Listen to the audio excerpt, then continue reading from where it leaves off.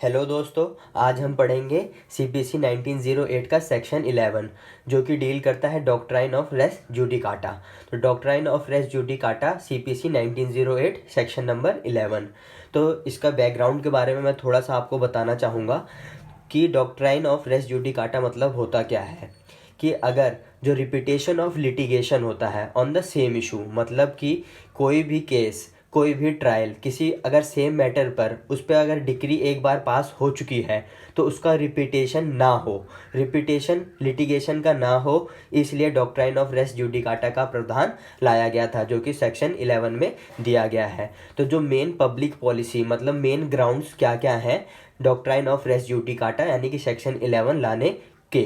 तो सबसे पहला ग्राउंड है there should be an end to litigation, मतलब कि एक बार अगर कोई ट्रायल या फिर एक बार कोई लिटिगेशन शुरू हुआ तो ऐसा ना हो कि वो बार बार अलग अलग कोर्ट्स में चलता रहे।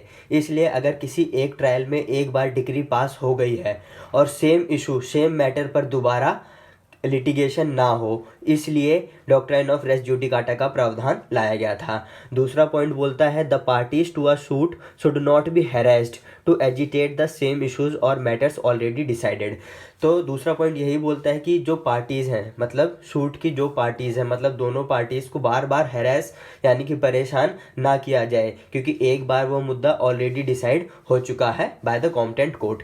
और जो तीसरा और सबसे इम्पॉर्टेंट पॉइंट है the time of court should not be wasted, मतलब अगर सेम मैटर पर बार बार अगर वही इशू कोर्ट में लाया गया तो इससे क्या होगा कि कोर्ट का बहुत ज़्यादा टाइम वेस्ट होगा और वो बाकी अन्य जो ज़रूरी केसेस हैं उन पर ध्यान नहीं दे पाएगा। तो यह एक मतलब यह तीन ग्राउंड्स थे जिनके बेसिस पे सेक्शन 11 लाया गया था।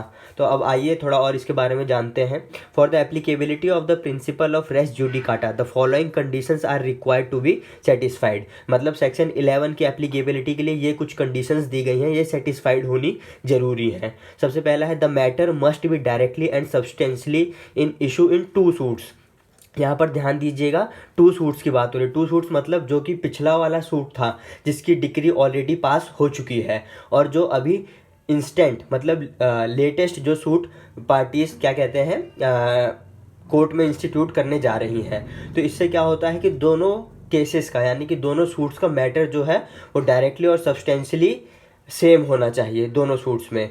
और the prior suit should be between the same parties और पर्सन्स क्लेमिंग अंडर देम, तो मतलब जो पहला वाला सूट था वो भी उन्हीं दोनों पार्टीज के बीच में होना चाहिए जो कि लेटर वाला सूट है। अब तीसरा पॉइंट बोलते हैं the parties should have litigated under the same title, मतलब सेम टाइटल से मतलब ये है कि जिस मुद्दा मतलब जो मेन मैटर था, सपोज जैसे कि मैटर प्रॉपर्टी का था तो ये वाला मैटर भी जो दूसरा जहाँ पर वो दोबारा जब केस डालने जाएंगे तो प्रॉपर्टी का ही मैटर होना चाहिए। तो इस वाले में डॉक्ट्राइन ऑफ रेस जुडिकाटा यानी सेक्शन 11 लगेगा। और चौथा पॉइंट है the court which determined the earlier suit must be competent to try the latter suit, मतलब कि जिस कोर्ट ने पहली बार में डिग्री पास किया था, जब वह मैटर पहली बार कोर्ट में ट्रायल के लिए गया था तो वह कोर्ट कॉम्पिटेंट होनी चाहिए। कॉम्पिटेंट से मतलब यह है कि उसकी ज्यूरिसडिक्शन में वो केस होना चाहिए, तभी डॉक्ट्राइन ऑफ रेस जुडिकाटा। अगर इनकॉम्पिटेंट कोर्ट ने अगर वो डिग्री पास की है तो वह डिग्री खारिज हो जाएगी, वह डिग्री वैलिड नहीं मानी जाएगी। इसलिए जिसमें पहली बार में सूट गया था वह कोर्ट कॉम्पिटेंट होनी चाहिए। अब लास्ट पॉइंट कहता है the same question is directly and substantially in issue in the latter suit. Same question मतलब सेम मैटर सेम चीज़ ही आस्क होनी चाहिए, जो कि पहले केस में पूछा गया था या पहले केस में बताया गया था वही सेम मैटर दूसरे केस में भी बताया जाना चाहिए। तो आशा करता हूँ आप सबको समझ में आया होगा